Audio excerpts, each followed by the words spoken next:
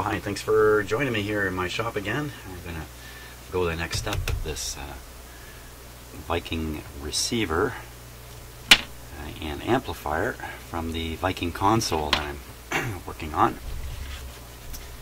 And the next thing is to deal with this big honking capacitor here. I've just got, oh my god, 1, 2, 3, 4. It's got 4 sections. I can just tell the black wire is going to be the ground wire. Then it's got 4 other colored wires. Yikes. And oh,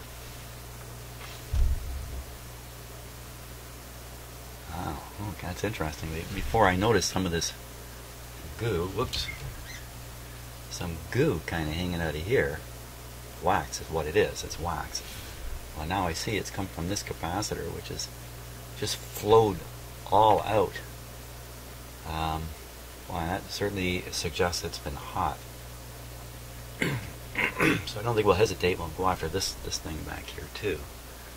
But first, the big guy, oh my gosh, is going to drain my entire stock of capacitors here. If I even have any of these. Let's see, what does it say? 40, 40, 80, 100. Yay. Yay. Okay. Now, this is really kind of permanently mounted in here. This bracket is soldered to the back of the cabinet here. Boy.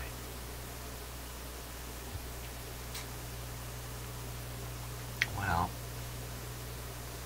that's a lot of heating up. You know what? I could use my torch on this actually and get this off pretty easy with a torch. I think that's probably the way to go. There's nothing else really around it here. So what I'm going to do is I'm going to clip the wires off the top of the capacitor, leave them in the circuit as markers. You know what? The very first thing I'm going to do is get all my tools. They're all upstairs. Okay, so I was just sitting here putting away my tools, and I looked over and I made a little observation here. It's a little bit interesting, and that's this dark area here. And that's coming right up from one of these resistors. That's a little hard to see in there.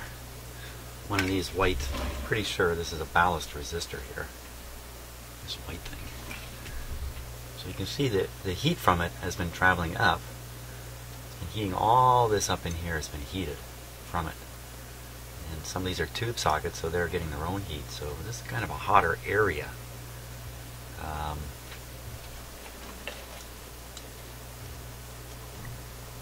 Now, you know, whether that's significant or not in the scheme of things, I have no idea. But I'm still trying to figure out where these burn marks came from and all this stuff, which has really got me wondering.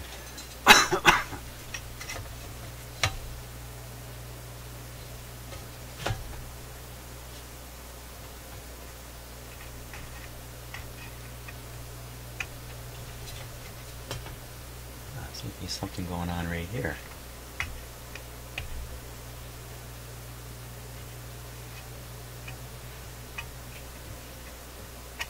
Curious stuff. I'm going to stay focused on what I'm actually doing now, which is removing this guy here.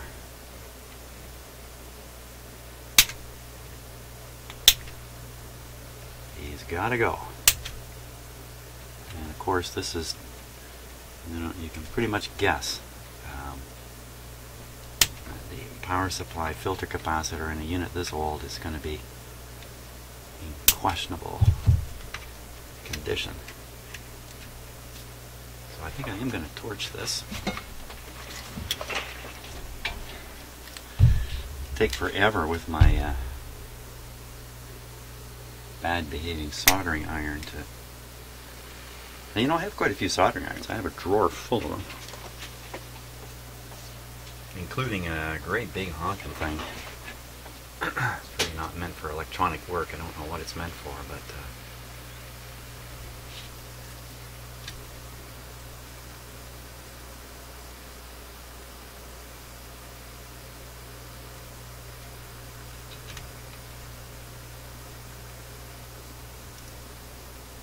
goes.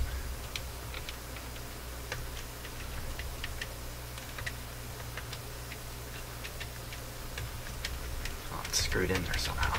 Just do this. Try and make sure it develops a cold joint there. Oh, oh, oh, that bracket got hot. Okay. Wow, that's a little hotter than I had planned, perhaps. Guess I'm not the best torch man.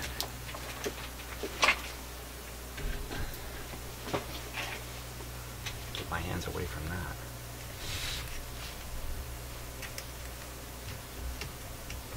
I don't see anything really holding it in anymore. Let me just pry it out of there.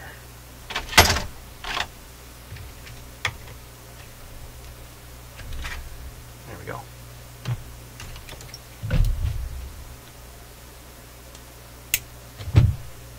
There it is. That's one of the biggest filter capacitors I've seen. All cracked in there. It's all cracked around the outer edges here. So I really don't think there's any reason to doubt. It's in bad shape.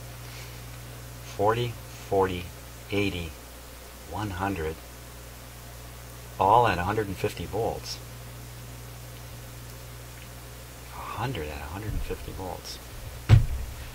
So, you know, there is no transformer in this amplifier. I find that quite surprising. And that means the tubes are, the heaters are in series.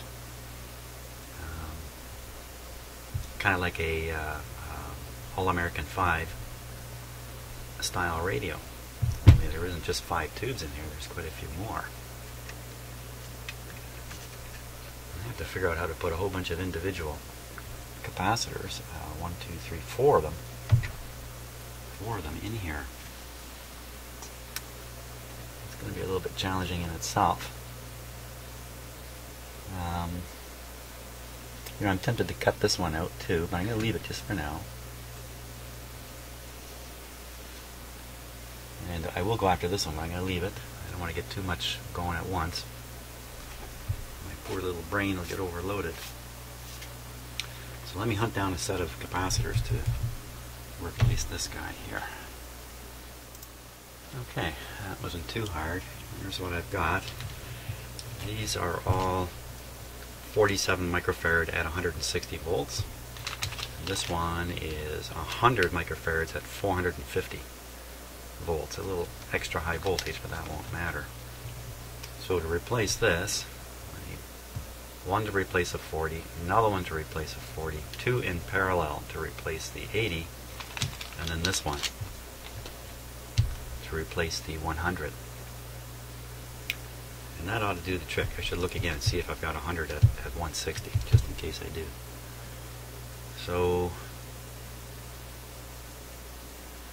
you know, with no transformer, the B plus on the output tubes can't be all that high. So that kind of limits the output power of the unit. You really want to, I'm thinking back to that guitar amp with the gigantic B plus, how much power that thing can develop with that huge B plus. So the designers of this had to make a decision around including a transformer and the cost of the transformer and the benefits of the higher B plus in that versus getting away without one. So I wonder what the output power of this really is. But it's going to have to stay that way. I haven't hunted for a schematic yet. Maybe I'd be smart and do that. So, now,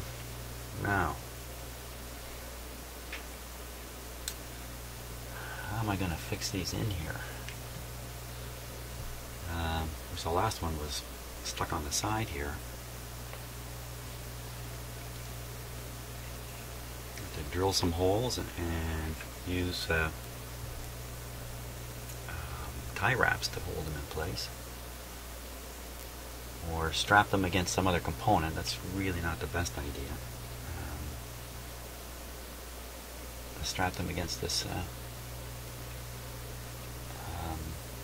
connection post here. I don't like that idea. What is this plate here for anyway? Some kind of shielding, obviously. And if it's because the components in here tend to, you know, they're kind of like plugged into the wall here. So there's a bit of a bigger bang if things go wrong. If that's just a shield for that possibility, or whether it's a hum shield of some sort. Probably a hum fighting shield of some kind. Just makes it really awkward to get in there and do stuff. And these large wattage resistors, I better check too to make sure they haven't drifted too far off. Well, I really don't like the idea of drilling holes, but I don't know how else I'm going to be able to strap these in. Got a fair bit of wire here to work with.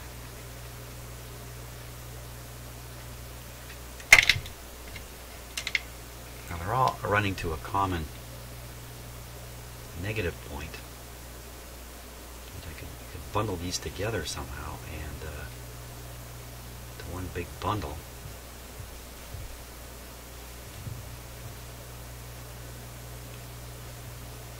Connect all the negatives together. Then I have only one item to attach.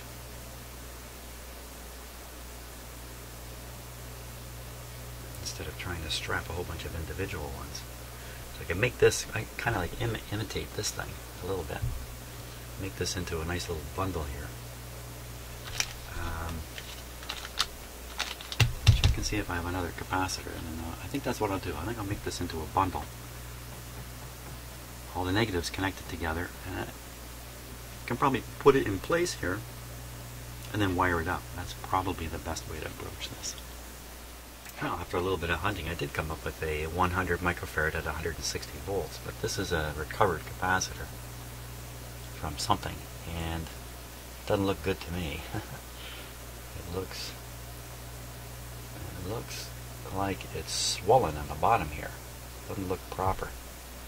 And you know, I'm not going to put a used capacitor into this, so I think we're stuck. We're stuck with this one. No harm done, though. I think I should wrap these with 2 eye wraps.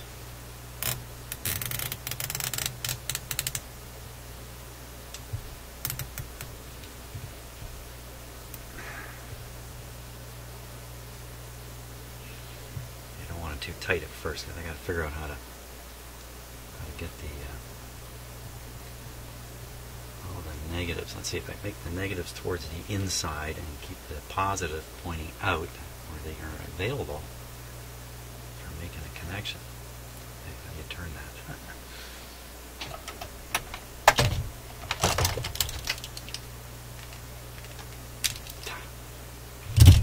Kind of a dumb situation there.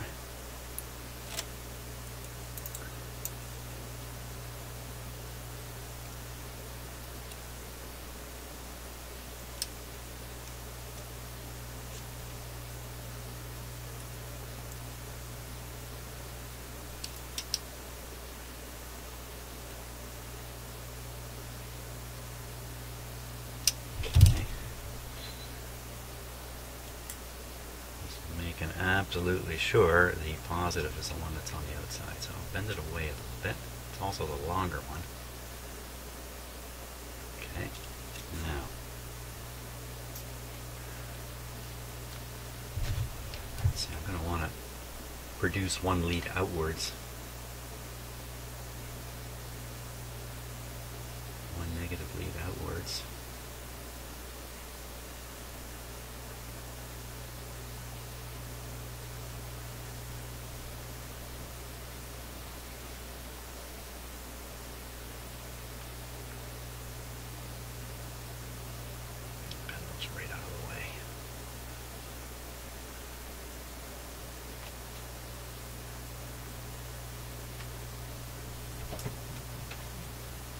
I should solder this with my blowtorch.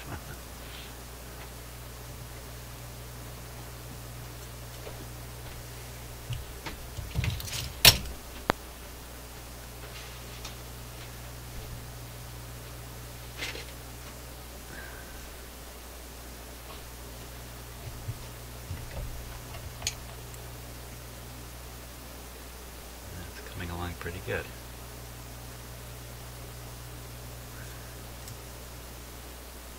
You should do all my soldering with the blowtorch from now on.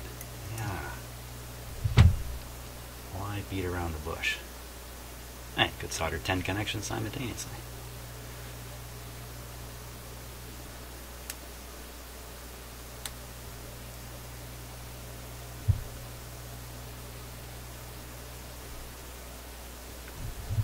Just crush this down a little bit.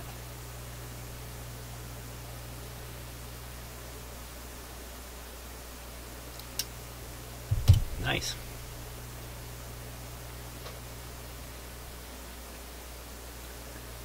Positive, positive, positive, positive.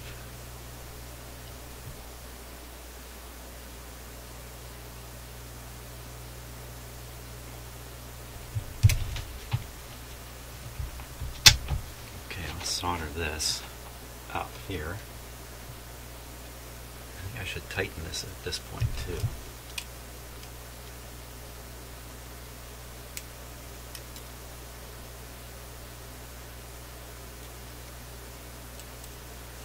Amazingly firm already.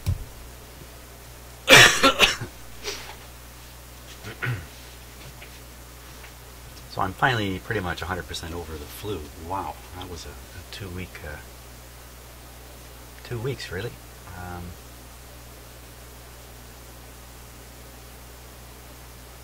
And it's not even a bad flu. It's not the swine flu. The swine flu is the one that really makes you sick.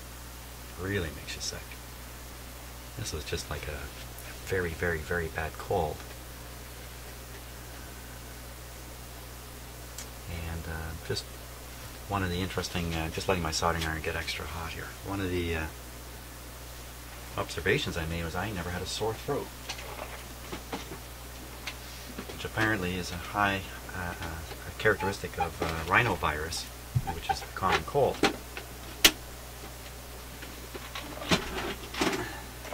Incidentally, the sore throat that you get from cold is because of your body's defenses killing cells.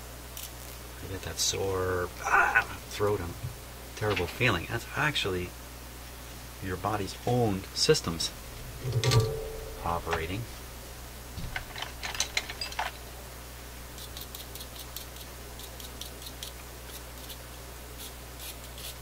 Operating for your ultimate benefit. There's some great videos on YouTube, I suppose elsewhere, showing exactly what's going on with your immune system. Wow, is it impressive. Far more complex than you would ever imagine. Here we go.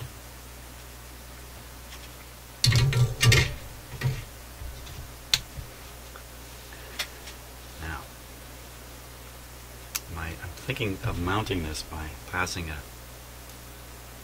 another tie wrap through here and then somehow tie wrapping like that. Fantastic. There. Get an angle a little bit better here for you. Maybe my other camera can show you that.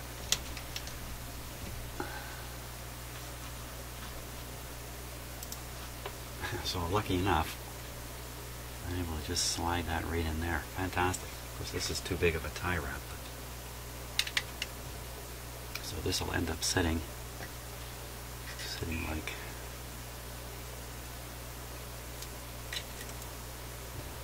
cut some of this off. I don't want to cut it all out because I still want a grip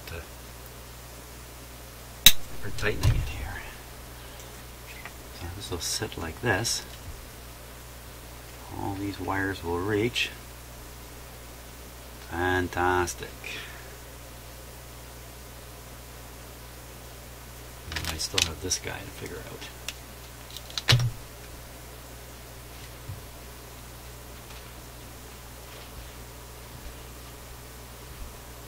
think I can tighten this up a little more. Another click or two.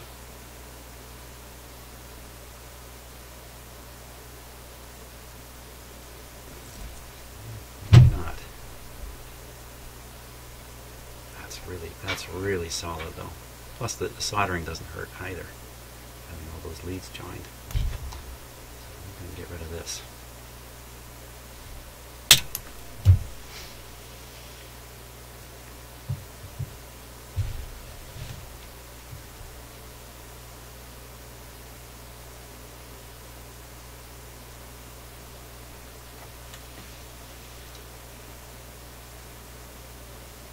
Go like that or like that. Inward would be a smarter move from a safety point of view and just a better sort of engineering.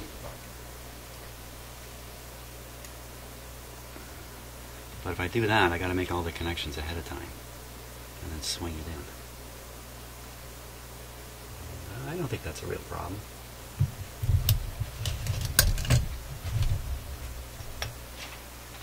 Grab my helping hands here.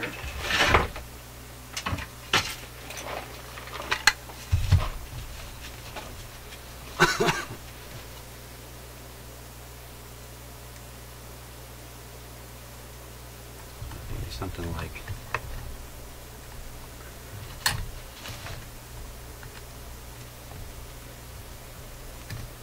oop. My helping hand just fell apart here.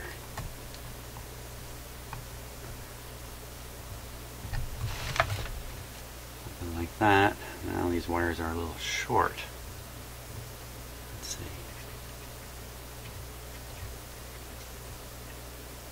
Well, I can just pick the longest one to go the farthest down. I think it'll all work. I'm just going to rotate that up.